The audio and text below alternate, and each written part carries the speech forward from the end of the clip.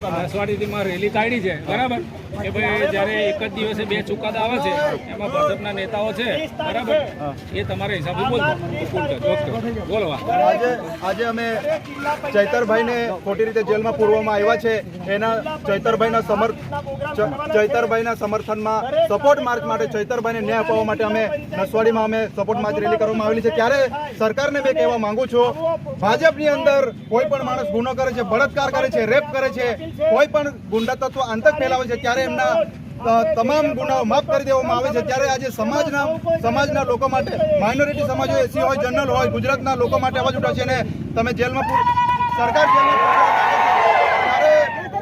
સરકાર તાનાશાહી પર ઉતરી આવેલી છે।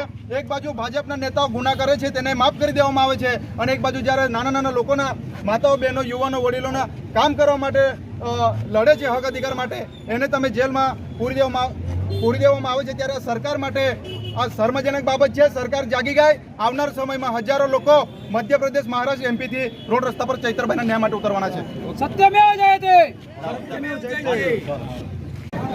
આભાર આપણા યુવાનો, વડીલો, બહેનો, આ બધાનો હું આભાર માનીશ, કારણ કે આપણે ક્રાંતિકારી યોદ્ધા જે એમને ખોટી રીતે ફસાવીને ખોટા પુરાવા ઊભા કરીને અત્યારે જે 7 વર્ષની જે સજા મનસ્વી રીતે જે અત્યારે જે ફરવાઈ ગઈ છે એના સમર્થનમાં આજે અમે નસવાડી વિધાનસભાના તમામ કાર્યકરો, તમામ આદિવાસીઓ અમે ભેગા થઈને આજે ચૈતરભાઈને સમર્થન આપીએ છીએ।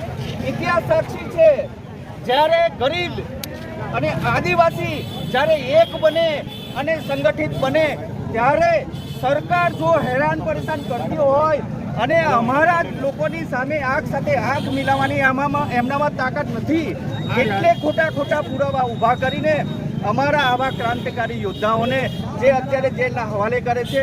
ચૈતરભાઈ શિક્ષણનો પ્રશ્ન હોય, આરોગ્યનો પ્રશ્ન હોય, 15 પેપરો ફૂટી ગયા, જે યુવાનોને નસીબ ખોટી ગયું એના માટે જે લડત કરી છે, શિષ્યવૃત્તિની જે લડત કરી છે, જળ જમીન અને જંગલની જે લડાઈ લડી રહ્યા છે, અત્યાર સુધી કોઈ લડતા નથી। અત્યારે આપણા જે ચૈતરભાઈ જે લડે છે અને અત્યારે સરકાર ખોટા પુરાવા જે ઊભા કરીને અત્યારે આપણા ચૈતરભાઈને જે અત્યારે ખોટી રીતે જે ફસાવ્યા છે એના સમર્થનમાં અમે બધા ઊભા છે। એક ચૈતરભાઈ નહીં, આપણે લાખો ચૈતરભાઈ આપણે તૈયાર થાવ, કારણ કે જો આપણે એક નહીં બનીએ તો આ સરકાર આપણને જીવવા નહીં દે અને જે જંગલોમાં આપણે જે રહીએ છીએ જંગલોમાં પણ આપણને તગડી મૂકશે। સંખેડા વિધાનસભામાં જે અત્યારે જે આ ભડગો જે પડ્યો છે છેક દિલ્હી સુધી પડવો જોઈએ।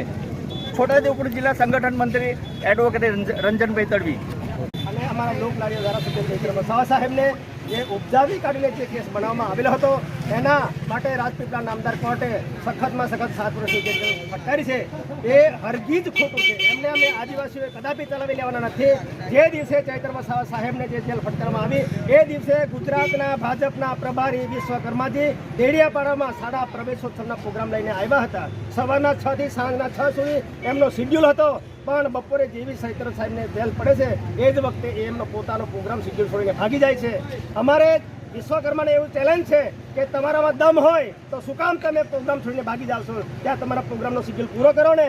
અને બીજી એક વસ્તુ હું એમને સરકારને પૂછવા માંગુ છું, ડીજી સાહેબને હું પૂછવા માંગુ છું કે તમારે ત્યાં પીઆઈને 3 વર્ષથી વધારે શિડ્યુલ હોતો નથી, તો રાજપીપળામાં જે પીઆઈ છે એનું 4 વર્ષ કરતાં પણ વધારે ત્યાંની ડ્યુટી બોલે છે।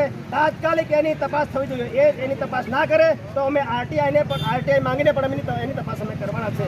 અને બીજું કે ડીજી સાહેબ જે ત્યાં આપણે ગાંધીનગરમાં બેઠા છે એ લોકોને પણ ખબર છે કે અમારા આદિવાસી જ કેમ આટલો બધો અત્યાચાર, બીજા લોકો માટે કેમ નથી? અને અગાઉ એવા તો કેટલા ગુના 10, 15 વર્ષ જે લોકો રેપ કરે છે, બળાત્કાર કરે છે એ લોકોનો તાત્કાલિક કેસ ચલાવવા નથી આવતો। અમારા નેતા આદિવાસી એ આદિવાસીઓ માટે સાચી વાત માટે લડશે, નહીં કે ખરાબ વાત માટે લડતા હોય। એ લોકોને તમે આવી ઉપરા છાપરી તારીખો ચડાવીને પછી એમને સજા કરશો એ બિલકુલ ગેરવાજબી છે। એના માટે જવાબદાર આપણે ભાજપ સરકાર છે અને એ લોકો ભાજપ સરકાર અધિકારીનો ઉપયોગ કરીને આ વસ્તુ કરશે એ અમે હરગીજ ચલાવી લેવાના નથી। આવનાર સમયમાં ભાજપે કાન ખોલીને સાંભળી લે, તમને અમારો આદિવાસી પટ્ટો 100% જવાબ આપવાનો છે। સહન કરવાની તાકાત રાખજો, અમે તમને જવાબ આપીશું। ભારત માતા કી જય। નાનુભાઈ ભીલ, સંખેડા વિધાનસભા પ્રભારી।